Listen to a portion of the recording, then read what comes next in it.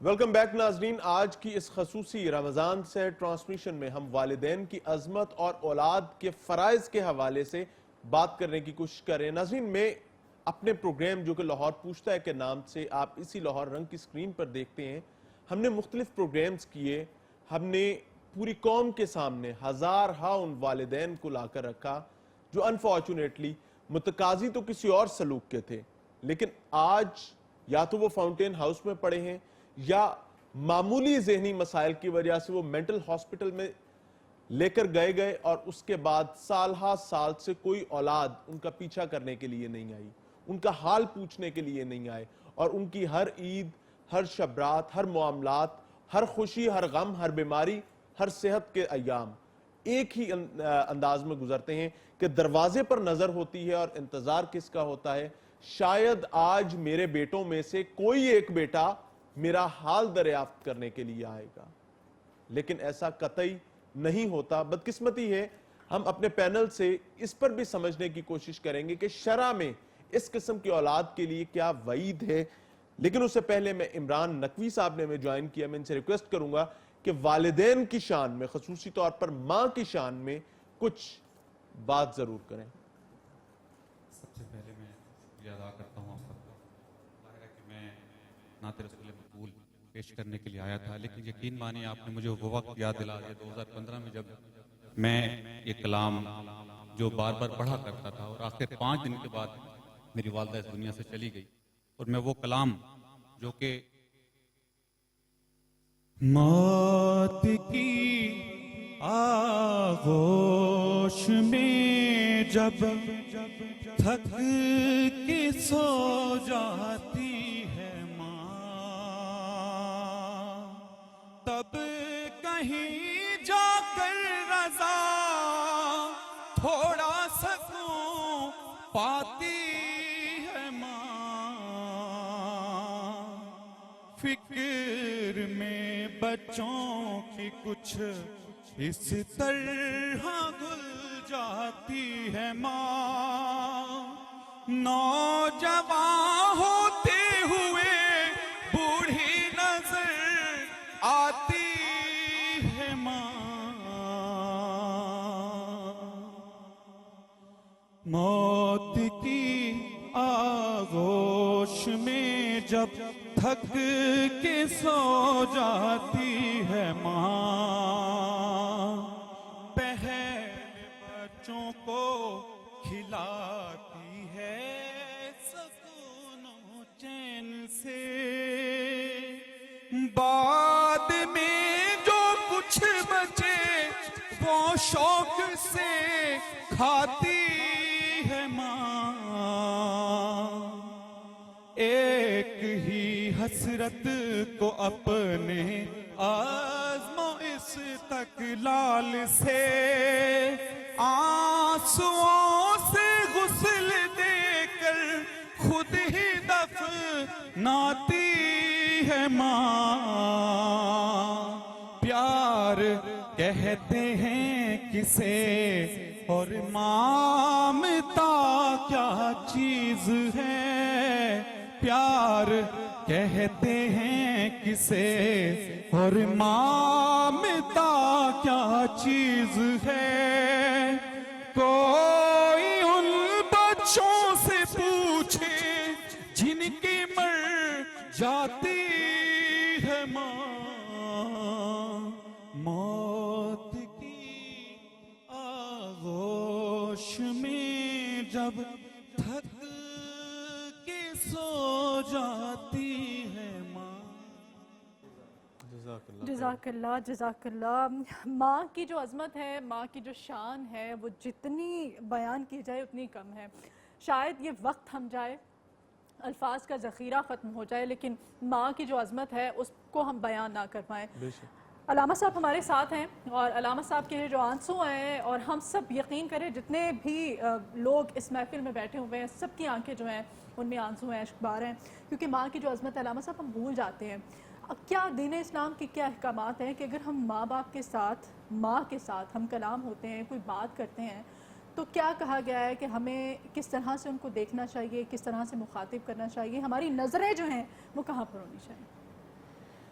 پہلے تو میں یہ شعر سنا دوں کیونکہ میں اچیاں لمیاں میاں صاحب نے شعر لکھا، اچیاں لمیاں ٹالیاں گنیاں جنہاں دیاں چھاواں، ساری دنیا لاہوروں لبدی پر نہیں لبدیاں جگ تے ماواں۔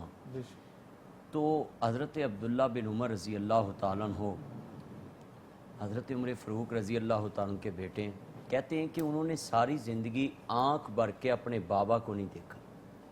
کسی نے سوال کیا کہ آپ اپنے بابا کے پاس رہ کے بھی امیر المومنین کو آنکھ بھر کے نہیں دیکھ سکے؟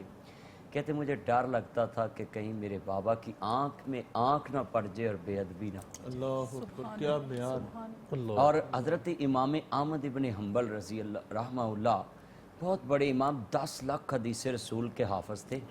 امام احمد، میرے ناظرین نوٹ کر لیں، امام احمد ابن حنبل رحمہ اللہ 10 لاکھ حدیث رسول۔ ہم تو اپنے دوستوں کے نمبر جو اپنے موبائلوں میں رکھتے ہیں نا، بلکہ نمبر یاد زبانی کرتے ہیں، اور آقا علیہ الصلوۃ والسلام کا ایک فرمان بھی ہم زبانی یاد نہیں رکھتے۔ ان کے لیے لمحہ فکری ہے جو خالی کہتے ہیں ہم عشق رسول میں جان بھی قربان کر دیں گے۔ بھائی باتوں سے بات نہیں بنتی، کی محمد سے وفا تو نے تو ہم تیرے ہیں، یہ جہاں چیز ہے کیا لوح قلم تیرے ہیں۔ محمد کی غلامی صلی اللہ علیہ وسلم، محمد کی غلامی دین حق کی شرط اول ہے، اسی میں ہوں اگر خامی تو سب کچھ نامکمل ہے۔ امام احمد ابن حنبل کہتے ہیں کہ میں اپنے گھر کی چھت پہ نہیں جاتا تھا۔ کسی نے پوچھا یا امام کیوں؟ کہتے مجھے ڈر لگتا تھا کہیں میرے جوڑے میرے ماں باپ سے اونچے نہ ہوں۔ اللہ بہت خوبصورت۔ میاں صاحب آپ کی طرف اسی بات کو لے کر آنا چاہوں گا کہ ہم اپنی روٹین کی زندگی میں والدین کے ساتھ مختلف قسم کے رویے دیکھتے ہیں۔ میں نے اپنی اس جرنلسٹک کریئر کے دوران ایسے واقعات بھی دیکھے جن میں بیٹا باپ کو قتل کر رہا ہوتا ہے۔ میں بہت تکلیف سے یہ بات کر رہا ہوں، سحری کا وقت ہے، لیکن دے آر دا فیکٹس، ان پر ڈسکشن ضروری ہے۔ اور وجہ کیا ہوتی ہے؟ معمولی تنازعات، بھائیوں کے آپس کے مسائل، میاں بیوی کے آپس کے مسائل، باپ کے ساتھ کوئی رنجش، کوئی ناراضگی، کوئی ایسی صورتحال پاسبل بھی ہے شرع کی نظر میں جس میں کوئی اولاد اس نہج تک کا کوئی ڈیسیژن لے، کوئی ایسی پاسبلٹی، سب سے بڑی پاسبلٹی شرک کی ہے، اس میں تو نہیں ہے۔ تو پھر وہ کون سی پاسبلٹی ہوتی ہے جو اولاد کو یہاں تک لے جاتی ہے؟ میں یہ کہنا چاہوں گا کہ اس میں یہ ہے کہ ہم اپنی اولادوں کو سیرت طیبہ کا درس نہیں دیتے۔ نبی رحمت صلی اللہ علیہ وسلم کی اگر سیرت پڑھائی جائے، آپ صلی اللہ علیہ وسلم کا واضح ارشاد ہے، ام المومنین عائشہ صدیقہ رضی اللہ تعالیٰ عنہ روایت بیان کرتی ہیں کہ ایک شخص آ رہا تھا، نبی رحمت صلی اللہ علیہ وسلم نے اسے مخاطب کر کے کہا کہ تیرے پیچھے کون ہے؟ اس نے عرض کی کہ حضور میرا باپ ہے، اور میں خبردار باپ سے آگے نہیں چلنا۔ ہم یہ لوگ بچوں کو یہ چیزیں بتاتے نہیں ہیں۔ میں تھوڑا سا نا اس میں کوٹ کرنا چاہوں گا مدیحہ، میرے والد اللہ غریق رحمت کرے، اللہ کے پاس چلے گئے، اللہ ان کے درجات بلند فرمائے۔ میں ایمانداری سے یہ بات بتاؤں کہ والد صاحب ہمیشہ سے اس چیز کو معمول بناتے تھے کہ کیا چیزیں میرے کرنے کی ہیں یا میرے بھائی کے کرنے کی ہیں اور کیا نہیں ہیں، یعنی والدین کے حوالے سے ڈسپلن جو ہے کہ کیا کیا۔ والد صاحب آئے گھر، آتے ہی بچپن سے انہوں نے ایک روٹین بنائی ہوئی تھی کہ ان کے جوتے ہم نے اتارنے، مسجد گئے ہیں تو انہوں نے نماز پڑھ کے نکلنا ہے تو ان سے پہلے ان کے جوتے وہاں پر خود لا کر رکھنے ہیں۔ تو میں یہ سمجھتا ہوں کہ کہیں والدین خود بھی سکھا رہے ہوتے ہیں، اور اگر نہیں سکھا رہے ہوتے تو وہی چیزیں بھی سامنے آ رہی ہوتی ہیں۔ جی بالکل ٹھیک فرما رہے ہیں۔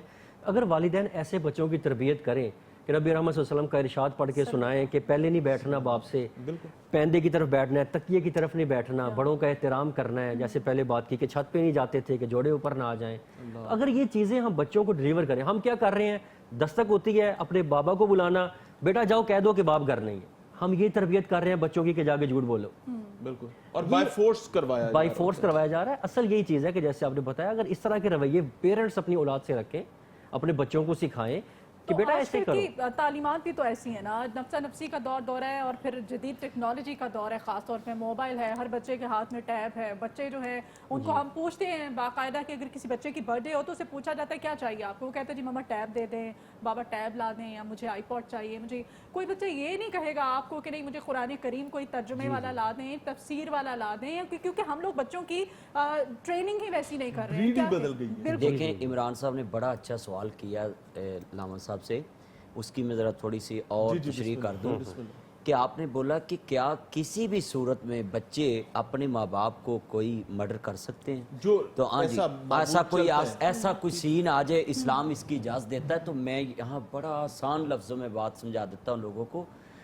کہ حضرت ابراہیم علیہ السلام کے بابا جان نے جب کہا نا لا ارجمنک کا وہجرنی ملیہ، کہ میں تمہیں سنسار بھی کروں گا، پتھر بھی ماروں گا، گھر سے باہر بھی نکال دوں گا، تو بڑا پیارا ہمارے پاس یہ لفظ ہے کہ حضرت ابراہیم علیہ السلام نے آگے سے یہ نہیں کہا کہ میں آپ کو کچہری لے جاؤں گا، عدالت میں لے جاؤں گا، اپنا حصہ لوں گا، آپ کے یاروں میں جا کر آپ کو بدنام کروں گا یا میں برابر کا جواب دوں گا. کہا میرے بابا میں جہاں بھی رہوں گا میری طرف سے آپ کو ٹھنڈی ہوا آئے گی، میں دعا کروں گا آپ کے لیے. تو یہ پیغام ہے کہ اسلام قتل کی تو دور کی بات ہے، گستاخی کی بھی اجازت نہیں بالکل ٹھیک دیتا. کہہ رہے ہیں. نعت رسول مقبول صلی اللہ علیہ وآلہ وسلم اس تمام ذہن میں بہت اہم ہے اور اس کے بغیر obviously گزارا بھی نہیں ہے. ہمارے ساتھ جوائن کیا ہے عثمان سیالوی صاحب نے. سر آپ کی آمد کا بہت شکریہ اور خواہش ہوگی کہ نعت رسول مقبول صلی اللہ علیہ وسلم کے چند اشعار پیش کریں. اس وقت جو ماحول بنا ہے باپ کی شان کے چند اشعار. بسم اللہ سر، بسم اللہ. یہ تو اور بھی خوبصورت بات ہے. وکھرے جگ تو رتبے عظمت وکھریے، دنیا پھر لے پیو دی شفقت وکھریے، دنیا پھر لے پیو دی شفقت وکھریے، پیو دی ہلا شیری شیر بنا دیندی، کنڈ تے تھاپی مار دلیر بنا دیندی، پیو دی ہلا شیری شیر بنا دیندی، کنڈ تے تھاپی مار دلیر بنا دیندی، وکھرے جگ تو لاڈ محبت وکھریے، دنیا پھر لے پیو دی شفقت وکھریے،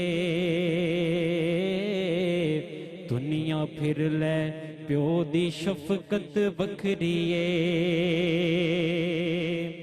تے جگ تے کیڑا ہور نمونہ الفت دا، کہندے لوگ سیانے بوہا جنت دا، تے جگ تے کیڑا ہور نمونہ الفت دا، کہندے لوگ سیانے بوہا جنت دا، رتبے رب ودھائے عزت وکھریے، دنیا پھر لے پیو دی شفقت وکھریے، دنیا پھر لے پیو دی شفقت وکھریے، تے انگلی پھڑ کے ٹرن دوبارہ ملنا نہیں، پیو دے ورگا ساکھ پیارا ملنا نہیں، انگلی پھڑ کے ٹرن دوبارہ ملنا نہیں، پیو دے ورگا ساکھ پیارا ملنا نہیں، پیو دی ہستی رب دی نعمت وکھریے، دنیا پھر لے پیو دی شفقت وکھریے، دنیا پھر لے پیو دی شفقت وکھریے، وکھرے جگ تو رتبے عظمت وکھریے، دنیا پھر لے پیو دی شفقت وکھریے. اگر ٹائم ہے تو ایک شعر میں پیش کرتا ہوں کہ ماما